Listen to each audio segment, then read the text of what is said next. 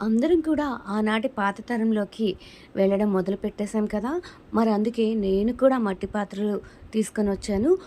వంటింట్లో ఆరోగ్యానికి తొలిమెట్టుగా ఈ మట్టి పాత్రల్ని ఉపయోగించాలని చెప్పేసి నేను కూడా నిర్ణయించుకున్నాను. తరచుగా కాకపోయినా అప్పుడప్పుడైనా ఇలా ఉపయోగిస్తే మనకి మట్టి విలువ అనేది తెలుస్తుంది. ఆ మట్టి పాత్రల వలన ఆరోగ్యానికి ఎంత మేలు చేస్తుందన్నది మనకందరికీ తెలిసిన విషయమే కదా! ముందు రోజే ఇలాగా ఒక బకెట్‌లో వాటర్ పోసేసి మట్టి మూకుడిని బాగా అందులో నానబెట్టేసుకున్నాను. ఒక 24 గంటలు ఆ బకెట్ అయితే పక్కన పెట్టుకొని, తర్వాత రోజు తీసేసుకొని ఇలాగా బియ్యం కడిగిన నీళ్లు పోసి స్టవ్ మీద పెట్టడం జరిగింది. స్టవ్ మీద ఎక్కువ హీట్ అయితే చేయకూడదండి. సన్న సగం మీద పెట్టుకోండి. పాత్ర అనేది గట్టి పడాలి. కాబట్టి మొదట్లో ఆ పాత్ర స్టవ్ మీద పెట్టినప్పుడు మనం చిన్న మంట మీదే ట్రై చేయాలి. అంటే సిమ్‌లో పెట్టుకోవాలి.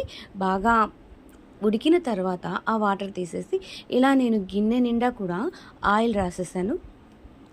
అలా ఒక 2, 3 గంటలు ఉంచిన తర్వాత ఇక దాన్ని క్లీన్ చేయడం స్టార్ట్ చేశాననమాట. ఇక పాత్రలో మనకి ఎటువంటి మట్టి వాసన రాకుండా ఆహార పదార్థాలు ఏదైనా వండినా కూడా ఎటువంటి మనకి మట్టి వాసన అనేది ఎక్కువ అనిపించకుండా ఉండడం కోసం ఇట్లా నేను పాత్రనైతే బాగా సీజనింగ్ చేసేసుకున్నాను. తర్వాత మనం ఇక నిమ్మ చెక్క ఉపయోగించేసి బాగా రుద్దేసుకొని తర్వాత పీచు ఉపయోగించి రుద్దుకోవడం జరిగింది. తప్పకుండా ఇప్పుడు మట్టి పాత్ర అయితే మనకి వంటకి సిద్ధమైపోతుందనమాట. కాబట్టి ఇలా సీజనింగ్ చేసుకున్నానండి. మరి మట్టి పాత్రల ఉపయోగాలు అందరికీ కూడా తెలిసిందే ఎంత మంచిదో. వీటిల్లో కనుక వండుకుంటే మనకి ఆహార పదార్థాలు, ఖనిజ లవణాలు, పోషకాలు పోకుండా ఉంటాయి. తక్కువ హీట్ మీద వండుకోవచ్చు. త్వరగా ఆహారం అనేది పాడవ్వదు.